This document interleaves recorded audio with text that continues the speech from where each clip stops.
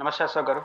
BRS party కీలక నాయకురాలు కేసీఆర్ తనయి కవిత కొన్ని కీలక వ్యాఖ్యలు చేశారు. సరే, ఆమె రాజకీయ పార్టీలో ఉన్నటువంటి ఒక వ్యక్తి, ఎమ్మెల్సీగా ఉన్నారు, గతంలో ఎంపీగా కూడా పనిచేశారు. అయితే ఆమె చేసినటువంటి కామెంట్స్ ఏంటంటే, తెలంగాణ రాజకీయం గురించి మాట్లాడితే పెద్ద ఇంట్రెస్ట్ ఉండకపోవచ్చు ఎవరికి, కానీ ఆమె ఏపీ రాజకీయాల గురించి కామెంట్స్ చేస్తూ వచ్చారు. ప్రధానంగా అక్కడ రెండు పవర్ సెంట్రిక్గా ఉన్నటువంటి వ్యక్తులు ఎవరైతే ఉన్నారో, అటు పవన్ కళ్యాణ్ కావచ్చు, ఇలా జగన్మోహన్ రెడ్డి కావచ్చు, వీరిద్దరికి సంబంధించి ఆమె చేసినటువంటి వ్యాఖ్యల్ని ఎలా చూడాలి? నిజంగానే ఆమె చేసినటువంటి వ్యాఖ్యలకి ఇక్కడ శాంటిటీ ఉందా? అంటే కవిత గారు ఇద్దరు రాజకీయ నాయకుల గురించి, ఆంధ్రప్రదేశ్ రాజకీయ నాయకుల గురించి ప్రస్తావించడంలో, ఒకటి జగన్ గారి గురించి మీరు అన్నట్టు ఎస్టాబ్లిష్ చేసి మాట్లాడడం, ప్రశంసనీయంగా మాట్లాడడం, పవన్ కళ్యాణ్ గారిని నాన్ సీరియస్ పొలిటీషియన్స్ గా దురదృష్టవశాత్తు ఉప ముఖ్యమంత్రిగా ఉన్నారని, అన్ఫార్చునేట్లీ డిప్యూటీ సీఎం అనే పదం కూడా వాడారు. ఇది దానివల్ల ఏమవుతుందంటే, వారు చేసిన వ్యాఖ్యల కన్నా వీళ్ళిద్దరు ఇక్కడ వైరు పక్షాలు, జగన్ గారు, పవన్ కళ్యాణ్ గారు. కాబట్టి సహజంగా దానికి రాజకీయ కోణం కూడా ఉంటుంది. ఇక్కడ కవిత గారు ఇద్దరు వ్యాఖ్యల్ని రెండు కోణాలు చూడాలి. ఒకటి, కవిత గారు జగన్ గారు అంచనా, కవిత గారు పవన్ కళ్యాణ్ గారు అంచనా. కవిత గారు జగన్ గారి విషయంలో చేసిన అంచనా అప్రాపరేట్లీ కరెక్ట్ అని వదిలేద్దామా అంటే కుదరదు. ఎందుకంటే ఆమె రాజకీయ నాయకులు. మీలాంటి జర్నలిస్టో, నాలాంటి అనలిస్టో జగన్ గారి యొక్క క్యారెక్టర్ ని విశ్లేషిస్తే అది విశ్లేషణగా మిగిలిపోతుంది. కానీ ఒక పొలిటీషియన్ మాట్లాడిందంటే దాని వెనకాల రాజకీయ కోణం కూడా ఉంటుంది. కాబట్టి ఈ రెండు కోణాలు చూసినప్పుడు కవిత గారిలో రాజకీయ కోణం ఏంటి, రియాలిటీ ఏంటి, రియాలిటీగా పర్ఫెక్ట్లీ అనాలిసిస్. జగన్మోహన్ రెడ్డి గారు ప్రతిపక్ష నాయకుడిగా ఆయన పోషిస్తున్న పాత్ర పట్ల ఆయన ప్రశంసనీయంగా మాట్లాడారు. నాకు లైక్ అని మాట్లాడారు. ఆమె కాదు, ఎంటైర్ వైస్ జగన్ అభిమానించే వాళ్ళు కూడా జగన్ ప్రతిపక్ష నాయకుడిగా ఉన్నప్పుడు గుర్తించినట్టుగా, అభిమానించినట్టుగా ముఖ్యమంత్రిగా చేయలేదు. సమస్య ఏంటంటే, ఆయన పార్టీ ప్రారంభించింది పోరాట యోధుడుగా, కాంగ్రెస్ నుంచి బయటకు రావడం, కేంద్రంతో రాష్ట్రంతో కొట్లాడి 16 నెలలు జైల్లో ఉండి 18 మందిని జైల్లో ఉంటూ ఎమ్మెల్యేలు గెలిపించి మరి ప్రతిపక్ష నాయకుడే మరి ముఖ్యమంత్రి, ఇవన్నీ చూసినప్పుడు నేచురల్ గా ఒక పోరాట స్పిరిట్ ఉన్న వ్యక్తిగా ఎవరైనా గుర్తించాలి, రాజకీయంగా విభేదించవచ్చు. రెండో అంశం, ఇప్పుడు జగన్మోహన్ రెడ్డి గారు ప్రతిపక్షంలోకి మారిన తర్వాత, ఓడిపోయిన తర్వాత ప్రెస్ మీట్ రెగ్యులర్ గా పెడుతున్నాడు. ఇంతకుముందు అది లేదు. ప్రభుత్వం కానీ రెగ్యులర్ గా, అది టీటీడీ విషయంలో కావచ్చు, బడ్జెట్ విషయంలో కావచ్చు, ఏ విషయంలోనైనా కూలంకుషంగా 1 hour 2 hours మాట్లాడుతుంటే ఒక ఆర్థికవేత్త మాట్లాడినట్టుగా ఇట్లా మనకు కనిపిస్తా ఉంది. అందువల్ల ఏమంది, ఇది కదా లీడర్ కోరుకుంటారు. అంటే జగన్మోహన్ రెడ్డి గారు అధికారులు చేయలేదు కాబట్టి సగం రాంగ్ మెసేజ్ వెళ్ళి, కాబట్టి ప్రతిపక్ష నాయకుడు ఎఫెక్టివ్ గా మాట్లాడడం వల్ల జగన్ గారు రెండో కోణం గడింది. జగన్ గారికి ఉన్న ఒక కోణం ఏంటంటే, ఈయన rough and tough leader, ferocious leader, దూకుడు, ఎవడు మాట వినడు, ముందోడు, ఇది ఒక టైప్ పాజిటివ్ సిగ్నలే. కానీ జగన్మోహన్ రెడ్డి గారు హైలీ క్వాలిఫైడ్ ఇంటెలెక్చువల్స్ కూడా ఉంది. ముఖ్యంగా బడ్జెట్ పైన ఆయన మాట్లాడే మాటలు కావచ్చు, చాలా విషయం, ఇరిగేషన్స్ మాట్లాడే విషయాలు, ఆయన నాలెడ్జబుల్ పర్సన్ అనే విషయం ఎలా రవిచూ నాలెడ్జ్ లేదు ఇతనికి, ఇతను మాస్ లీడర్ అనే పోయింది. జగన్ రెండో కోణం, ఇప్పుడు ఆయన ప్రతిపక్షంలో ఉన్నప్పుడు రెండో కోణం ఆవిష్కృతం వల్ల జగన్మోహన్ రెడ్డి ఒక పరిపూర్ణమైన నాయకుడిగా కనపడడానికి అవకాశం దొరుకుతుంది. కాబట్టి కవిత గారు ఏదైతే అనుకుంటున్నారో అది ప్రజలు కూడా అనుకుంటున్నారు, అంటే జగన్ అభిమానించేవారు.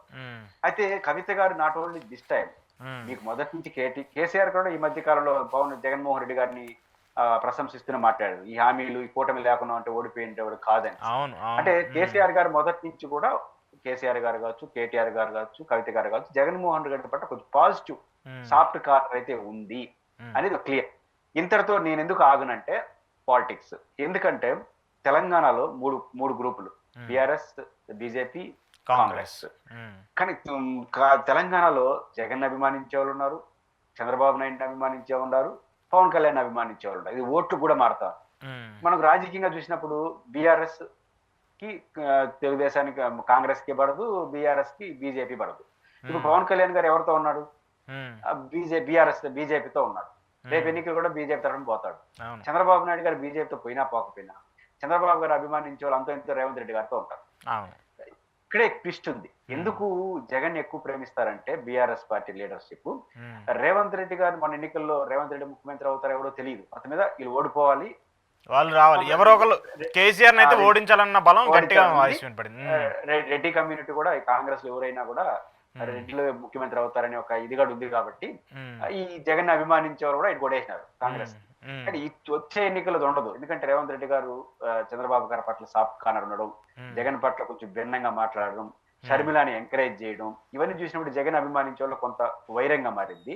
చంద్రబాబు గారు అభిమానించే వాళ్ళు రేవంత్ రెడ్డి గారితో పార్టీలకు అతీతంగా సమర్థించడం, దీని ఫలితంగా కాంగ్రెస్ లో ఉండే ఒక బలమైన సెక్షన్ ఆఫ్ ఓటింగ్ కూడా కొంత బీఆర్ఎస్ వైపు చూపేదానికి అవకాశం ఉంది. ఎందుకంటే కాంగ్రెస్ వ్యతిరేక ఓటుని ఆటోమేటిక్ గా బీజేపీ కూడా వెళ్తాయి. కానీ పవన్ కళ్యాణ్ బీజేపీతో ఉంటాడు, చంద్రబాబు బీజేపీ ఉండడం, వారిని క్వశ్చన్ చేయడం ద్వారా జగన్ అభిమానించే వాళ్ళు రాజశేఖర డామినేట్ అటు వెళ్లకుండా తన వైపు వెళ్ళడానికి కూడా వ్యూహాత్మకంగా బాగుంటుంది. ఇప్పుడు రాజశేఖర్ని ప్రేమించే వాళ్ళు పవన్ కళ్యాణ్ గారిని, చంద్రబాబు గారిని ప్రేమించరు. ఎట్లా పవన్ కళ్యాణ్ గారు బీజేపీతో ఉంటాడు కాబట్టి ఆ ఓట్లు ఎట్లా మనకు పడవు కాబట్టి ఆయన విమర్శిస్తే వీళ్ళు సంతోషిస్తారు జగన్ అభిమానించేవారు. కాబట్టి వ్యూహాత్మకంగా కూడా మాట్లాడుతున్నారు. కాబట్టి వచ్చే ఎన్నికల్లో జగన్ ని ప్రేమించే ఓట్లన్నీ కూడా తమకు పడాలి. ఇది రియాలిటీగా నిజం. జగన్ క్యారెక్టర్ వీళ్ళకి మంచి సంబంధాలు ఉన్నాయి, మంచి అభిప్రాయం ఉంది, అదనంగా రాజకీయం కూడా ఉపయోగపడుతుంది. కాబట్టి బహుముఖ వ్యూహంతోనే జగన్మోహన్ రెడ్డి గారిని బహిరంగం ఓడిపోవడం, లేకపోతే తెలంగాణలో ఉన్న వాళ్ళకి ఏం అవసరం జగన్ గారితో, ఇదొకటి మనకు కనిపిస్తుంది. రెండో పాయింట్ పవన్ కళ్యాణ్ గారు. పవన్ కళ్యాణ్ గారి విషయంలో ఆమె మొదటి నుంచి అదే అభిప్రాయంతో ఆయన నాన్ సీరియస్ పొలిటీషియన్ అని. అయితే కవిత గారి అభిప్రాయంతో నేను ఏకీభవించాను. ఆయన చాలా సీరియస్ పొలిటీషియన్ అని నేను నమ్ముతాను. ఎందుకంటున్నానంటే సీరియస్ పొలిటీషియన్ అంటే అర్థం ఏంటి, మనం ఏమనుకుంటే కాంగ్రెస్ ని, బీజేపీని, తెలుగు అన్ని పార్టీలు కొట్టేసి ఆయన ముఖ్యమంత్రి కావాలని ఆయన అభిమానించే వాళ్ళు కోరుకున్నారు. తెలుగుదేశం వద్దు, జగన్ వద్దు, ఈయన రావాలి, ఆల్టర్నేటివ్ రావాలి. ఆ యాంగిల్లో సీరియస్ గా లేడనే కోపం ఉండొచ్చు ప్రజల్లో కొంతమంది. అదే ఆమె రెఫ్లెక్ట్ చేయొచ్చు. సీరియస్ పొలిటీషియన్ ఎందుకు ఉన్నాడు పవన్ కళ్యాణ్ నేను అంటానంటే, మీకు గుర్తుంటే 19 ఎన్నికలకు ముందు తెలుగుదేశంతో తీవ్రంగా ఘర్షణ పడి తెలుగుదేశం ఫస్ట్ సపోర్ట్ చేశాడు, తీవ్రంగా విమర్శించి బీజేపీని విమర్శించి పాచిపోయినట్టు అని చెప్పి రాజకీయాలు చేసి 19లో బీఆర్ఎస్ బిఎస్పీ వామపక్షాలు పోటీ పెట్టుకొని చెగువేరా లెఫ్ట్ అన్ని మాట్లాడిన వ్యక్తి అన్ఎక్స్పెక్టెడ్ గా 24 వచ్చేసరికి వీళ్ళతో కలిసిపోయారు. చాలా మంది ఏమనుకుంటారంటే ఇది అవకాశవాదం కదా అంటారు. అవకాశవాదం కావచ్చు, కానీ దాంట్లో సీరియస్ పొలిటీషియన్ ఉంది. ఎందుకంటారంటే ఆయన ఏం గమనించారంటే 2019 ఎన్నికల్లో మనం జగన్ అంటే ఆయన పడదు, రాజకీయంగా పడదు, ఆయన అంగీకరించడు. ఇప్పుడు మనం చంద్రబాబుని వ్యతిరేకించి జగన్ వ్యతిరేకిస్తే మనం కూడా ఎమ్మెల్యే గెలవలేకపోయినాము, జగన్ గెలుచుకున్నాడు. రేపు 24లో కూడా మళ్ళీ ఒంటరిగా పోటీ చేస్తే జగన్ మనం ఎవరైతే ఓడిపోవాలనుకుంటున్నాడో అతను గెలిచే అవకాశం ఉంది, చివరకు మనకు పోయే అవకాశం ఉంది, మనం గెలుస్తామో ఎవరిగా తెలియదు. ఇది గమనించిన ఆయన ఎన్ని విమర్శలన్నా రాని చెప్పాడు కదా, తెలుగుదేశం పార్టీని బీజేపీ కలవడానికి దొబ్బులు తిన్నాను నేను ఢిల్లీ వాళ్ళ దగ్గర అన్నాడు. అంత సిద్ధపడ్డాడు. అంటే బీజేపీతో విమర్శలకు గురయ్యి తెలుగుదేశం పార్టీ అంత గందరగోళమై అయినా పొత్తు పెట్టుకున్నాడంటే అర్థం తన ప్రత్యర్థి జగన్ ఓడిపోవాలి, తాను కూడా గెలవాలి. ఈ రెండు సీరియస్ పొలిటీషియన్ ఉంటే చేస్తాడా, నాన్ సీరియస్ ఉంటే చేస్తాడా, ఏదైతే అది అవనిలే మనం పోటీ చేద్దాం అనుకునేవాడు ఇట్లా చేయడు. కాబట్టి పవన్ కళ్యాణ్ గారు సీరియస్ పొలిటీషియనే, నో డౌట్ ఎట్ ఆల్. కానీ అది డబుల్ రోల్స్ ఉన్నాయా, విపరీతంగా ఉన్నాయి. లేవు ఈ తెల్లారితో మాట్లాడిన దానికి సాయంత్రం మాట్లాడిన స్పంతం లేకుండా ఉంటాయి. కొన్ని విషయాల్లో మరీ మొన్న అప్పుడే ఎక్కడో మాట్లాడుతున్నారు, ఎవరో వాలంటీర్ మా ఉద్యోగం ఏంటి సార్ అంటే, అసలు వాలంటీర్ని జగన్మోహన్ రెడ్డి